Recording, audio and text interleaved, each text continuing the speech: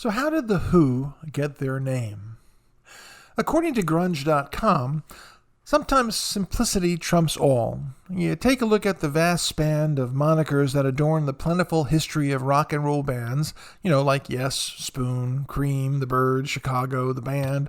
It's almost laughable how rudimentary some of these names actually are, though it's really the music that speaks for the group more than anything else, so who cares what labels accompany the true substance of the art itself?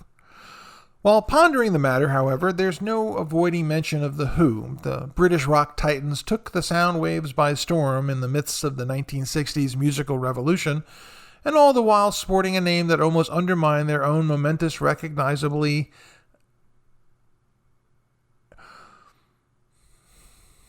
The British rock titans took the sound waves by storm in the midst of the 1960s musical revolution, all the while sporting a name that almost undermined their own momentous recognizability in a tongue-in-cheek way.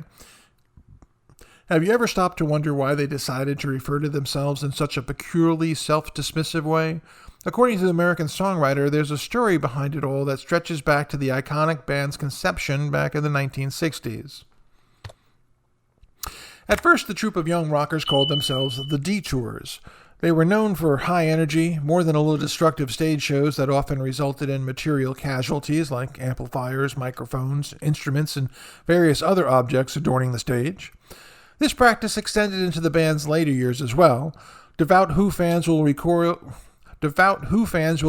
the infamous moment on the Smothers Brothers Comedy Hour in 1967 when, in the middle of a televised performance, an abundance of low-grade explosives packed into Keith Moon's bass drum erupted point-blank into Pete Townshend's ear. Some attribute this exact instance to the beginning of the guitarist's chronic hearing loss, according to history. The Detours, comprised of Roger Daltrey, John Entwistle, Pete Townshend, and Keith Moon, were fast on the rise and quickly started developing a reputation as one of the hottest bands to keep an eye out for. However, after finding out that a fellow musician named Johnny Devlin had already beaten them to their own brand, Johnny Devlin and the Detours, they were left with no choice but to retitle themselves, as American Songwriter reports. Musicaholics reports that it was in 1964 when the Detours had to ascertain a different name, and despite pressure to pivot, the guys didn't seem too daunted. In fact, the new name would come to Pete Townshend in the middle of the night while jesting back and forth with his friend Richard Barnes.